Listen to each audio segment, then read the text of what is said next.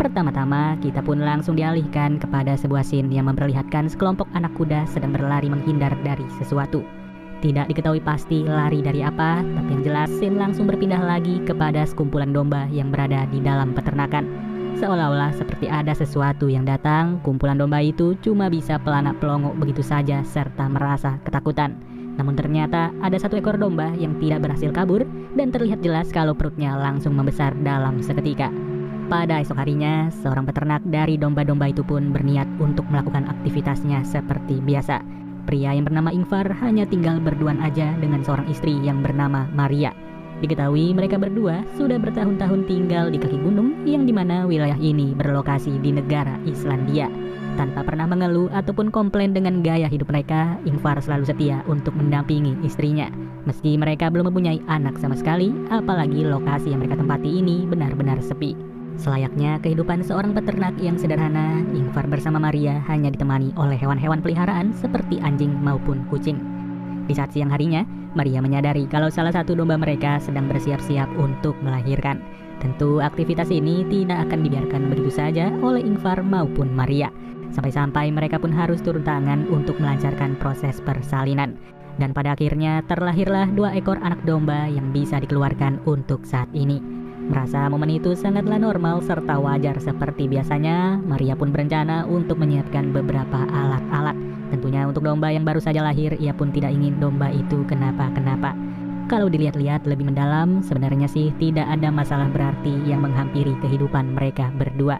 Bahkan semenjak lahiran 2 ekor domba yang baru, Ingvar pun merasa lebih semangat dikarenakan hewan-hewan ternaknya terlihat semakin banyak. Seiring berjalannya waktu, sepasang suami istri itu selalu melewati hari demi hari tanpa adanya hal-hal baru.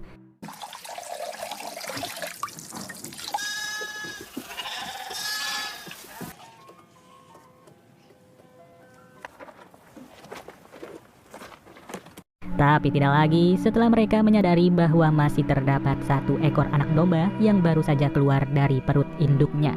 Dari sini kita dibikin bertanya-tanya kenapa Maria malah memperlakukan anak domba itu selayaknya seorang bayi.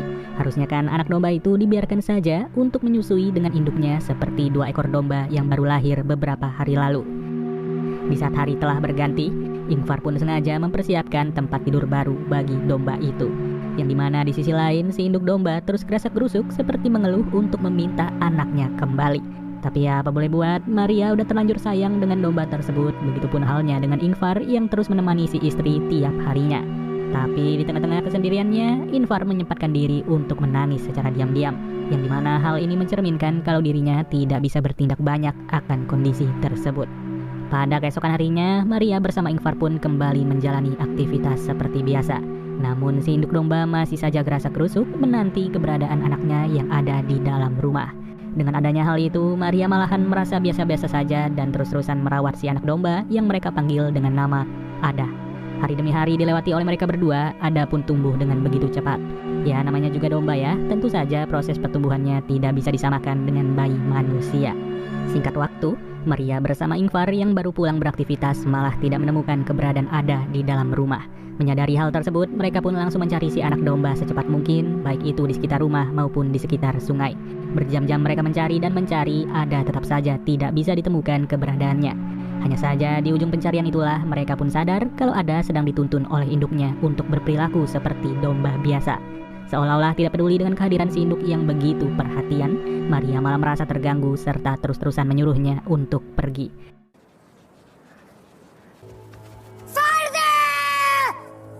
Dan ternyata Maria mengaku kalau ia merasa semakin sayang dengan sosok Ada. Usut punya usut, tingkat pertumbuhan Ada memanglah sangat cepat, bahkan jauh lebih cepat daripada 2 ekor domba yang lahir secara normal.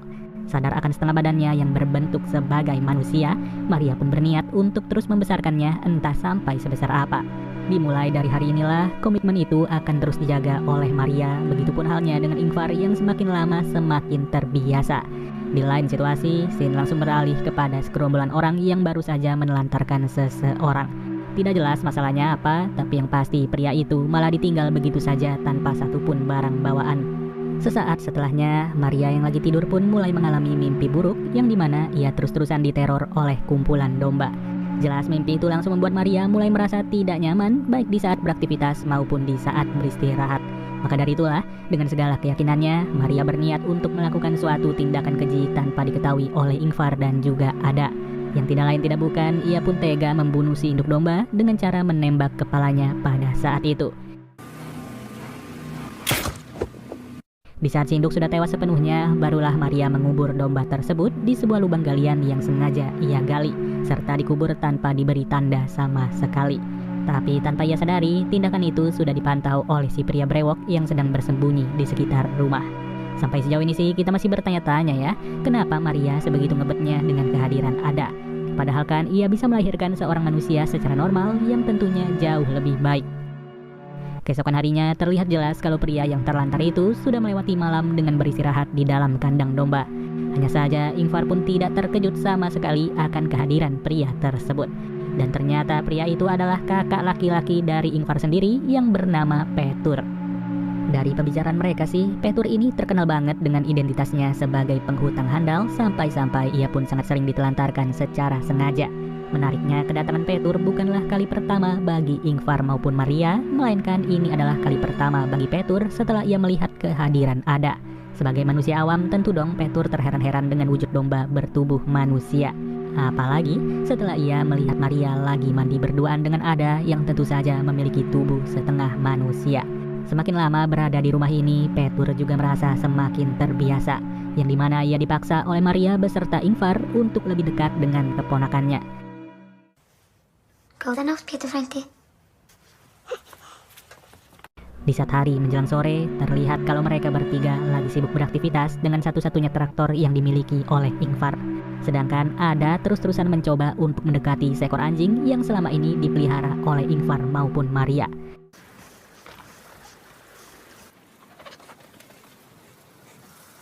Ketika hari sudah berganti lagi, kucing beserta anjing peliharaannya Ingvar terlihat seperti mengetahui keberadaan suatu hal. Sayangnya belum dipastikan lebih lanjut apa yang mereka lihat pada momen itu. Tidak lama setelahnya, Petur disuruh untuk ikut serta membersihkan gudang yang ada di dekat peternakan tersebut. Pada awalnya sih, Petur masih santai-santai aja dengan kehadirannya Ada yang terus-terusan mendampingi mereka. Saking santainya, Petur malah iseng untuk menyuapi beberapa rumput kepada Ada yang mengejutkannya Ada terlihat doyan dengan rumput-rumput itu. Padahal sedari ia lahir sampai sekarang, Ada tidak pernah diberikan sedikit pun rumput oleh Maria dan juga Ingvar. Merasa nggak habis pikir dengan pikiran mereka berdua, Petur pun secara diam-diam bergegas untuk membawa Ada yang lagi tidur. Ya, sama halnya dengan tindakan keji yang pernah dilakukan oleh Maria, Petur berencana untuk melenyapkan anak tersebut demi sebuah kehidupan yang normal.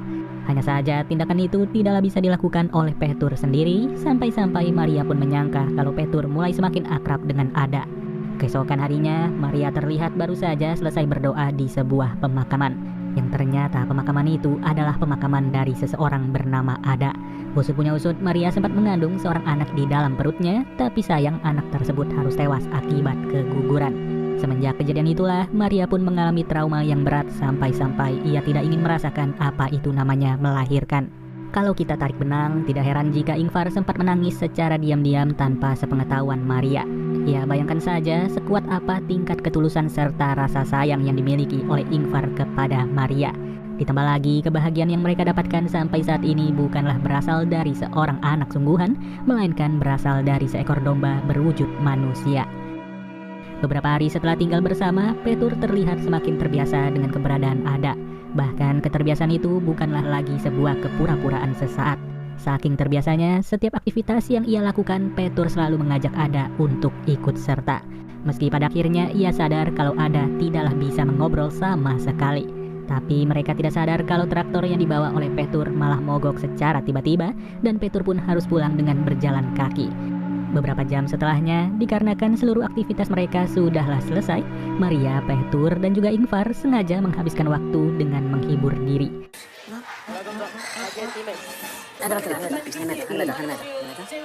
Di sela-sela momen tersebut, Maria mencoba untuk membuat Ada terbiasa dengan aktivitas manusia. Sayangnya, Ada tidak terlihat cocok sama sekali dan ia pun langsung pergi keluar dari rumah ini. Hanya saja, tanpa diduga-duga, ia seperti melihat sesuatu yang dimana penglihatan itu membuat dirinya langsung ketakutan. Dari penglihatan itu, ia nggak bisa ngadu sama sekali, melainkan Ada bergegas untuk tidur ke pelukannya Ingvar yang sudah mabuk. Sedangkan Petur mulai mencoba untuk melakukan pendekatan seksual kepada Maria. Petur yang sadar kalau Maria terus-terusan menolak, mulai berkata kalau ia tahu apa yang sudah Maria lakukan kepada induknya Ada. Tapi untungnya Maria masih setengah sadar sampai-sampai ia sengaja untuk mengunci Petur ke dalam sebuah gudang. Masalahnya Petur udah mabuk berat dan ia terus-terusan berteriak kalau Maria adalah seorang pembunuh.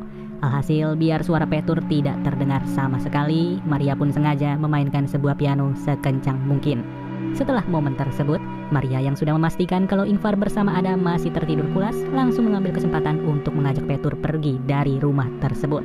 Tidak diketahui pasti ingin pergi kemana, tapi yang jelas Maria sengaja membawa sebuah tas besar sambil ditemani oleh Petur yang setengah teler. Di sisi lain, terlihat kalau Ingvar bersama Ada baru saja terbangun. Ya, selayaknya hubungan ayah dan juga anak, Ingvar pun berencana untuk mengajak Ada menemaninya memperbaiki traktor yang mogok. Tanpa diketahui oleh Ingvar, ternyata Maria sengaja untuk menyuruh Petur pergi dari rumah mereka.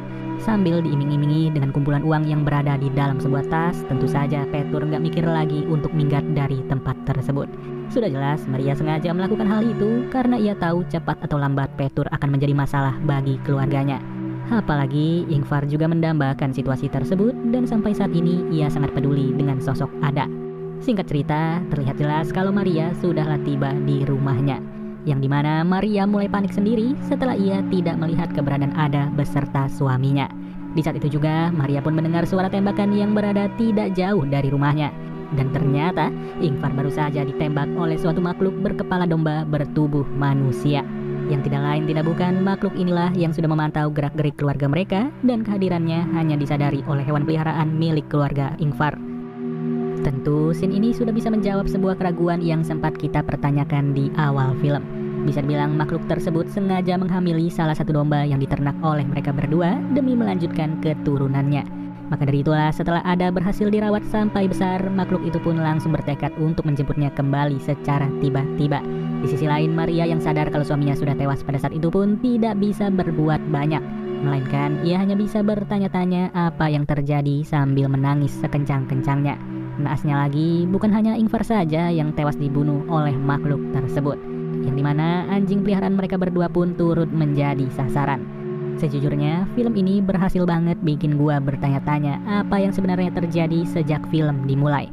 Apalagi tidak ada satupun masalah yang ditampilkan, seolah-olah semuanya berjalan normal-normal aja. Gue sih berharap semoga aja ada kelanjutan dari film ini, siapa tahu nantinya bisa keluar Lem kedua. Oke deh guys, mungkin segini dulu pembahasan alur cerita dari film Lem 2021. Semoga apa yang gue ceritakan di video ini bisa kalian mengerti ya. Ya sudah, sampai bertemu lagi di video berikutnya.